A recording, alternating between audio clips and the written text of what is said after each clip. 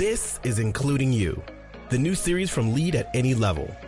Including You features stories from chief diversity officers and other executives who are creating inclusive cultures in their organizations. Our goal is to show what's working in companies just like yours, to give you the tools you need to keep pushing for progress in your own workplace. We want to create belonging and opportunity for everyone, including you. And now here's your host, Amy C. Waninger.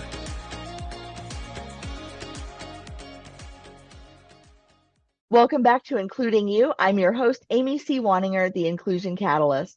My guest today is Samira Abdul-Karim. She's the CEO of Hyphens and Spaces, which leverages diversity, builds equity, and cultivates inclusion for people in organizations that are committed to social justice. The firm has 10 staff members and it's remote first, so they're located all over the country. Samira, welcome to the show. Thanks so much for having me, Amy. I'm so excited to talk to you. I always love talking to other practitioners in this space.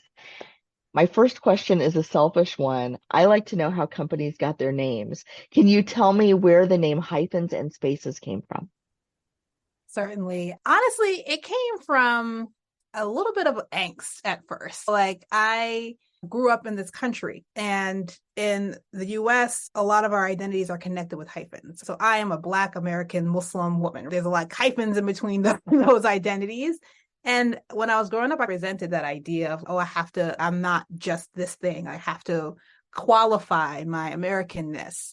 But as I grew and as I aged, I actually found it really beautiful that I could have all of these things be a part of one thing that made me up. And I wanted then to, when we're thinking about creating Hyphens and Spaces, I wanted to create an organization that people felt like those identities were something to celebrate rather than some augmentation of some other kind of pure truth. We all have these hyphens, and we wanted to create a space for those hyphens to show up. And I think there's a beauty in naming the hyphens and in celebrating them and recognizing them and owning them. And I think a lot of folks miss that in trying to downplay their identities or not embracing their history or not embracing how we came to be in this place in this time together. And I know in a lot of white communities, we don't always know where we came from. We don't always know that history because it's never been demanded of us to produce it. Mm-hmm. Mm-hmm. But when you can reckon with that truth or you can celebrate that truth, it becomes a much different conversation. It does. I love how you put that you can, in some ways, the hyphens are an opportunity to deepen an understanding of self and a connection to others. So each one of those identity factors that you have connects you to a new community that you are bringing with you everywhere you go. And I hear you around like white folks not being demanded. And there's like some beauty in the opportunity of exploring and owning of the multiple cultures that are a part of what's been labeled white identity. We are all a distillation of a lot of different moments in time. Right. And a lot of different communities that kind of culminate in us. So thank you for making space for that in your organization and in this conversation. I appreciate that so much. So I'm curious, the organizations that you work with are primarily those that are committed to social justice. And I know you've got clients in a lot of different spaces, but why, first of all, the obvious answer question is why does inclusion matter in those organizations? But I think the parallel question to that is, if organizations say that they're committed to social justice, why is it that they're still struggling with inclusion? Yes. And because we're still humans. We're still humans, humaning together and trying to figure it out, to answer your second question. And the first one, like the organizations that we chose to work with social justice and social cause organizations because we felt like there was an already inherent understanding of the necessity for DEIB work within that world. Not that it's not relevant to a lot of different types of organizations. If you have people, I think it's a relevant conversation for you, but there's like, I take it for granted, like in order even to reach our outcomes and to achieve what we're trying to achieve in the world, we have to consider equity and we have to consider how we're engaging with people and who we're engaging with. And that's what the essence of what diversity, equity, inclusion is. The power and how that's playing out in the interaction that we have. So I think It's a little bit selfish too, because I was like working in DEI for a long time. And I was like, so tired of making the business case. I'm so tired of making the business case. Like it felt like such an obvious thing for me. And I wanted to be willing to work with organizations who also had that kind of, yes, this is a taken for granted necessity. And what we can spend time then with is focusing on the specificity for why this is important to you and how that is articulated for your work and for your communities and for your constituents. And the how.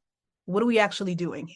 That's where like the energy comes from me and from my team, is like an implementation and actually bringing transformation forth. It seems like to me, correct me if I'm wrong, but it seems like to me that a lot of organizations, when they do the work for others, it is hard for them, uniquely difficult for them to apply those same principles internally. For example, I have friends who run marketing companies and they are brilliant at doing marketing work for others. But then when you ask them to tell you what their brand statement is, or you go look at their website, or you read their own marketing copy, it's like the brilliance kind of falls apart when it's applied to self. And I've worked with some organizations that are not for profit, that are kind of social justice oriented organizations, and they can see the out there implications of the work that they do and why it's necessary. But then when it's time to look inward, all of a sudden it's really hard for them to see or understand or apply. Do you find that's true with your clients sometimes? Sometimes, for sure. And that's often why they're seeking external support. And that again, it's not a criticism. That's a human thing. Like our coaches and our therapists have coaches and therapists. Like we just have certain things that we can't see ourselves, and having a third party to give us perspective and advice and to partner with us in moving things forward is helpful. And it also is like the kind of inherent benefit of diversity and inclusion. You can do things better with others than you can yourself. The outcomes are better. So I find that like clients a lot of times struggle, particularly with their internal dynamics, and as leaders, and considering, really, I'm trying so hard. Why is my team still feeling disgruntled? Why is there still conflict? Why is there still communication lapses and so forth? And when we have all these mechanisms, and ultimately it's often some unmet need, some unawareness of the needs of others that we just haven't built a capacity to automatically know. And that is not a criticism. It's actually how our systems were designed. Our systems and our organizations have been defined for efficiency, for financial progress, for like to be formulaic. You do this, you have that output. That's not how humans are. We are not formula. We are complex. We are dynamic. And DIB work is not efficient. It is up and down. It's slow sometimes. It's challenging sometimes. And it's effective, but that might mean you need to sacrifice some time or effort or attention to make that go well. And sometimes even just being aware of some of the DEIB issues or nuances can almost make it feel like you're going backward, because you start to see problems where you didn't see problems before. Now people are saying, we have all these problems.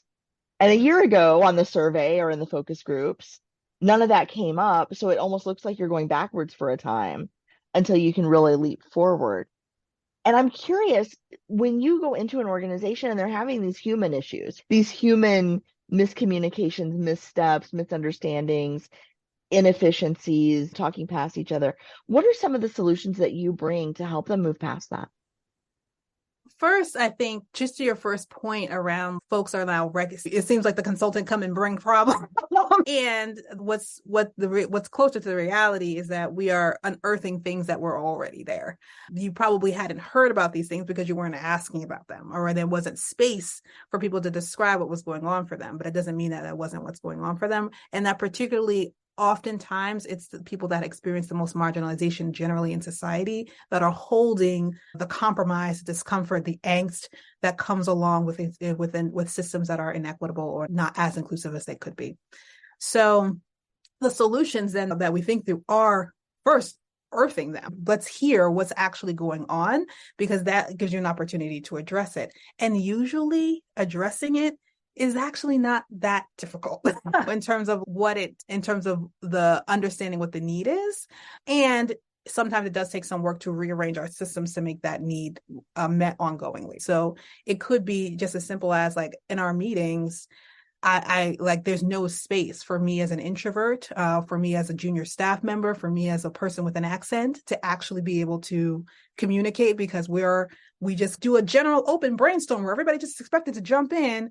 That's not the way I communicate, right? So the resolution could just be like, we changing the way to have our meeting style. We have a time where we just take 5 minutes to process and reflect on a question before we brainstorm. And rather than having everybody just jump in, we go one round where everybody shares their perspectives and then we open up to the floor. That's a really simple tweak to have, but makes a huge difference for somebody that did not feel access to that space before.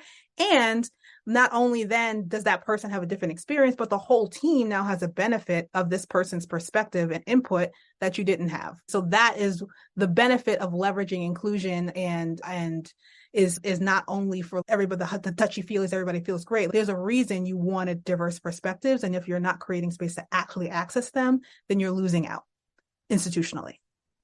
Exactly. I always see two problems in organizations. The first is they want people to think outside of the box, but they only hire people that check all the boxes. Mm-hmm. So they have to come from this school, this kind of background, this kind of thing. They have to meet all of these criteria. And you get somebody that fits in all these boxes, and then you want them to think outside of it. It's very difficult. That's the first barrier. The second barrier is usually, well, we have diverse perspectives, but only the same 3 people's voices are ever heard. And I think that making space, you're not benefiting from having diverse perspectives. And then also you're driving the people out that could really be the ones that contribute the most to your organization by not giving them the space. Totally. Yeah, I think you pointed out a really important thing here, because when we're thinking about the intervention, of the appropriate intervention when it comes to an organization, they're separate: diversity, equity, inclusion, belonging. They're separate terms for a reason: justice, accessibility, and so forth, because they are addressing different dynamics. What I just described around the meeting, we might find the reason that we have to unearth and ask and get curious is because we're trying to appropriately problem set so that we can problem solve. So if that scenario, inclusion was the problem. And we might find in another scenario that you mentioned, we actually have this really great meeting structure where everybody gets to have input and so forth. And it doesn't matter what anybody else says. These 3 people's voices are the ones that are heard and taken up. That's no longer an inclusion issue. That's an equity issue. Now the ways that power is distributed are not equitable across the organization, and certain people's voices count more than others. So that could be a structural intention, like there's a matter of authority, but if that is not transparent, that creates a system of inequity. So all that to say is that we are really seeking to understand what the core of it is. So that process of like discovery and asking, it can't be skipped over. And I love what you said earlier about there's no shame in asking for help. I think a lot of organizations feel like if they hire a consultant, they're admitting something, right? Now that all of a sudden people are going to sue us for not having done this sooner, or they're going to sue us for not being inclusive, or people are going to start talking about what did so-and-so do? And there's always that moment where you have to say, look, nobody did anything wrong. We're just trying to get better here. Yes. And yes, shout out from the rooftops. Shout it out, Amy. Yes. It's interesting because the way that folks think about DEIB work, sometimes maybe that's because it's overlapping or because it feels newer to the corporate space. It doesn't seem like that. There's not like this automatic, like I'm seeking expertise in it. But if you were hiring a marketing director, you would seek somebody who had experience with marketing.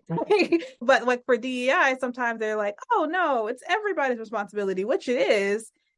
And not everybody has the experience and skills and like has developed the skill set to be able to lead that work effectively.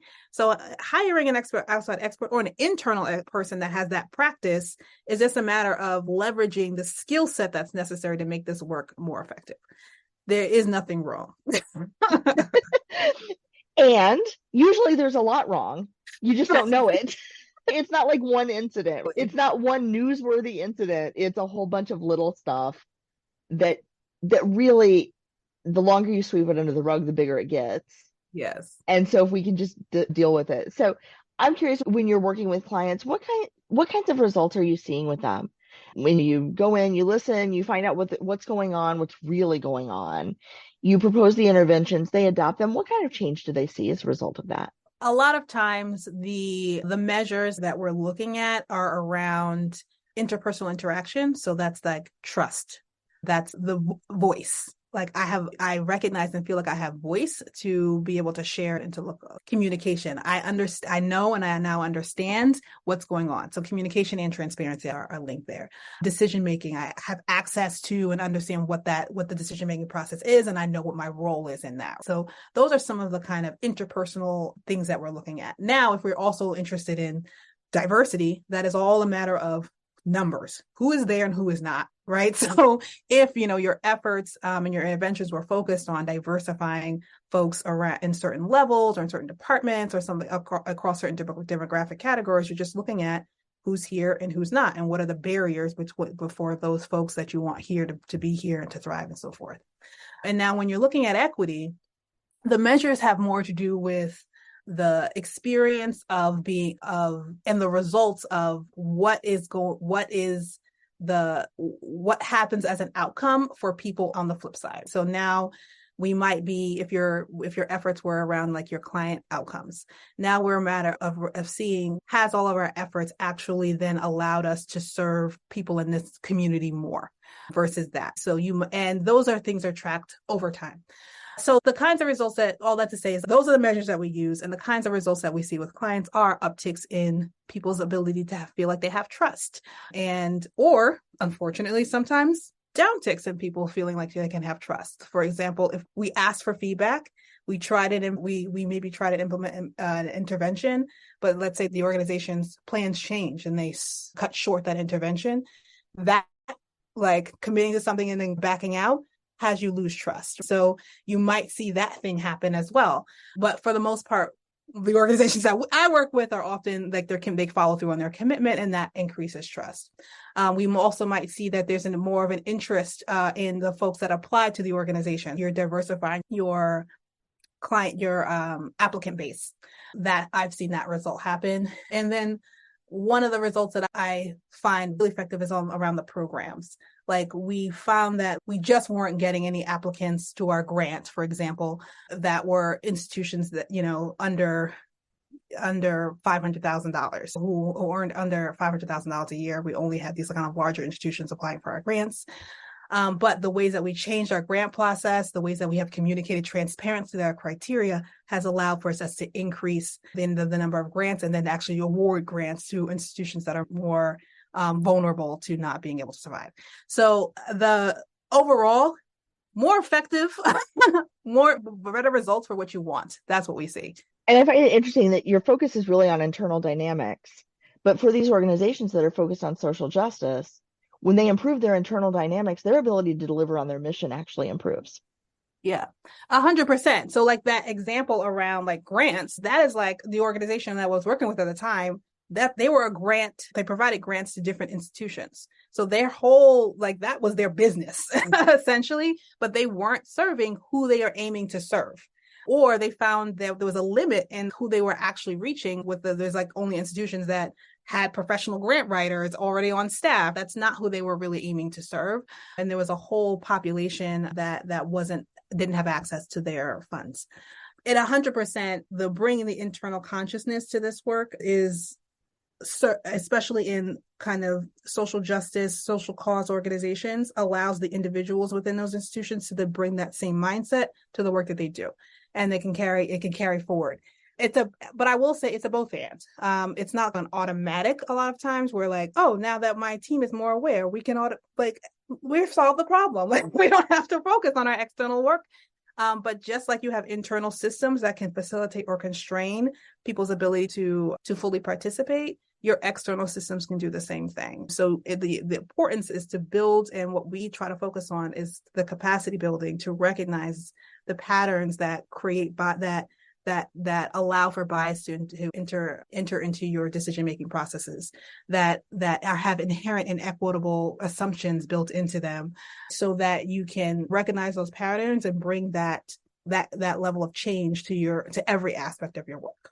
Samira, as you're building this organization, or you've built this organization at Hyphens and Spaces, what's next for your organization? What's next for you in this work? What do you want to see as a goal for your organization in the next 3 to 5 years? What we are finding, or what the opportunity is that I'm really excited for, is to be able to reach organizations that really just have challenge with funding. Like a lot of we're talking about social cost, social justice, sometimes direct service or institutions. A lot of times they use every dime actually in producing reaching the populations that they're trying to reach. And I respect and appreciate that. And that's where I want their money to go. And you still have situations to deal with because you are dealing with humans. So I want you to still have access to this work.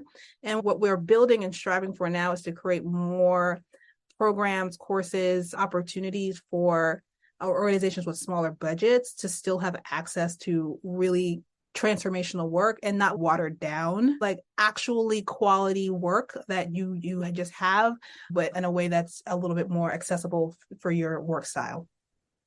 So that is really what I'm most motivated and interested in building right now.